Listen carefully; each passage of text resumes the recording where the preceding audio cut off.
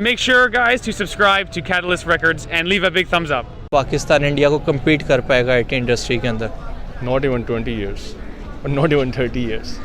India is way ahead. जब तक हम ये सोचते रहेंगे कि हम उनसे compete कर रहे हैं, I think we're fools.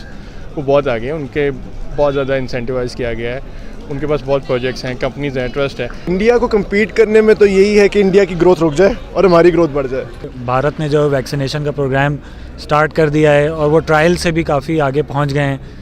आज जो उन्होंने एस्ट्राजेनेका जो कंपनी है यूरोपियन, उसको साइन अप कर दिया है and they have started to procure the vaccines and apply it to the public. India में हर चीज़, चाहे वो दूसरी प्रायोरिटीज़ को कम देते हैं, लेकिन इंडिया वाले अपनी आवाम को सहूलियात देते हैं। हम उनको कोसते हैं, हम उनको बुरा कहते हैं, उनको नहीं, हम जो हमसे आगे हम सबको बुरा कहते हैं। लेकिन क्यों कहते हैं? क्योंकि हम अपनी आवाम को प्रायोरिटीज़ नहीं देते, हम सहूलियात नहीं देते। टेक्नोलॉजी के बारे में क्या कहेंगे? इंडिया आगे है हमसे, इंडिया आगे, जो आगे है वो बोलूँगा आगे है, जो नहीं है तो वो नहीं है। अगर इंडिया की बात की जाए, सबसे पहली बात तो वहाँ पे करप्शन नहीं है, ठीक है। और दूसरी बात, उनके जो पॉलिटिशियन है वो आपस में ऑनेस्ट हैं। देखिए मोदी जी की हुकूमत कितनी देर रही है? 15 साल। 15 साल में अगर एक बंदा भी आपकी मुल्क को ठीक कर रहा है, इतने आपका बजट, इकॉनमी आपकी बेहतर हो रही है, इकॉनमी सबसे ज़्यादा फॉरेक्स रिजर्व आपके आ रहे हैं, ठीक है। और आप अपनी फॉरेक्स रिजर्व तो आ रहे हैं, तो आप उसको कहाँ पे इन्वेस्ट करोगे? आप अपने मुल्क को खूबसूरत बनाओगे, ट्रेन बना रहे हो लोगों की सहूलियात के लिए, और जो ट्रेन पे सफ़र कर रहे हैं उनकी लागत कितनी है? आवाम को तो रिलीफ मिल रहा है ना, ठीक है। तो हमारा कंपैरिजन बनता ही नहीं उनकी ट्रेन के साथ। तो पाकिस्तान का रेलवे सिस्टम आप जाके देखो कितना गंदा है। अगर आपने फैसलाबाद आना है, सुबह 10 बजे का अगर आप टाइम लेके जाते हो, रात 12 बजे ट्रेन चलती है, उसके बारे में आपका क्या ख्याल है? तो हमारे लोगों का तो कोई मॉरल प्रिंसिपल नहीं है। अगर आप इजाजत दें तो मैं ये भी बता दूं कि लोगों ने अपनी बीवियों को, कुछ ने, नॉट ऑल, शरीफ लोग तो शरीफ लोग ही होते हैं, अपनी बीवियों को तलाक दे के, तो उससे ये होता है कि तलाक के बाद उस औरत को अलग घर मिल जाता है बाय द स्टेट, और उसको अलग फंडिंग भी मिलती है। वो घर फिर इन्होंने किराए पे दिए हुए हैं और रहते अपनी बीवी के साथ हैं। और कुछ एक्सट्रीम केसेस में लोगों ने अपनी बहनों के साथ निकाह करके उनको यहां बुला लिया और बाद में तलाक दे के, खैर जो भी है, मैं इसलिए जिक्र कर रहा हूं क्योंकि ये हर जगह पे हो रहा है। हम रोना पीटना करते हैं, हम ये कहते हैं कि यहाँ पे जुल्म कर रहा है हिंदुस्तान, यहाँ पे ये कर रहा है, वहां पे वो कर, लेकिन खुद हम जो कर रहे होते हैं और फिर हम FATF जब हमें ग्रे लिस्ट में डालता है तो उसका जवाब सर हमारे पास नहीं होता, क्योंकि इसका जवाब है ही नहीं ना कोई। आप कह सकते हैं, मैं मसलन कहता हूं कि मुसलमान जहां माइनॉरिटी में होते हैं तो वो सेकुलरिज्म के हक में होते हैं कहीं भी। अब देखें ना, सारे यूरोप के अंदर अगर वो क्रिश्चियन स्टेट बना दें तो हम सेकंड रेट सिटीजन तो हो जाएंगे ना। तो हम होने देंगे यहाँ पे?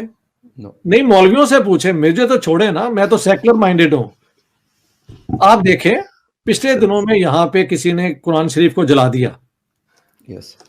वो जब जला तो विदिन 1 आवर या 2 आवर्स यहाँ पे सो कॉल्ड अखबार छपता है, यही अपना इंटरनेट पे बहुत बड़ी खबर लगा दी कि कुरान शरीफ की बेहुरमती स्वीडन के अंदर, ये वो।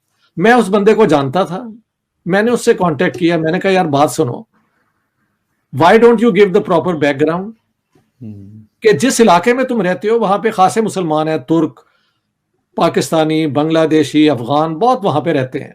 हाँ जी, कि वहां पे जो लोकल गवर्नमेंट ने इजाजत दे के मस्जिद बनने दी है और अजान का भी हक दे दिया हुआ है।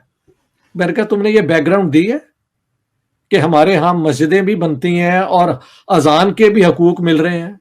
आप अगर ये खबर लगा रहे हैं तो उसको पूरी बैकग्राउंड में दें।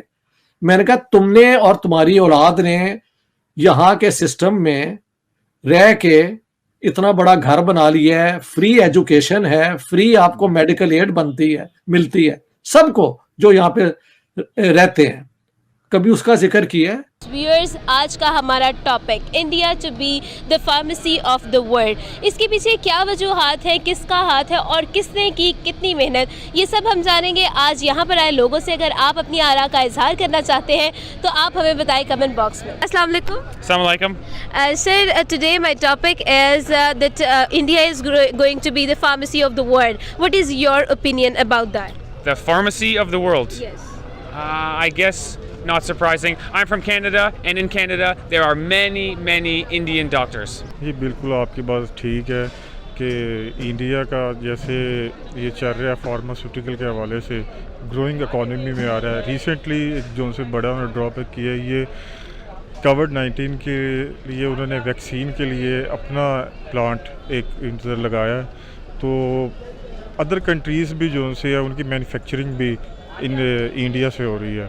तो ये पाकिस्तान के लिए एक सिंबॉलिकली और एक ये है रोड मैप के हमें फॉलो करना चाहिए अपने नेबर कंट्री के लिए। जिस तरह वो आईटी में भी आगे जा रहा है तो इस तरह ये फार्मास्यूटिकल और अदर मेडिसिन के हवाले में भी हमें उनकी फॉलो अप करना चाहिए, अच्छी चीज़ों को तो देखना चाहिए। मुझे लगता है इट वाज वेल परसीव्ड मेरी तरफ से, क्योंकि India is going very well in technology.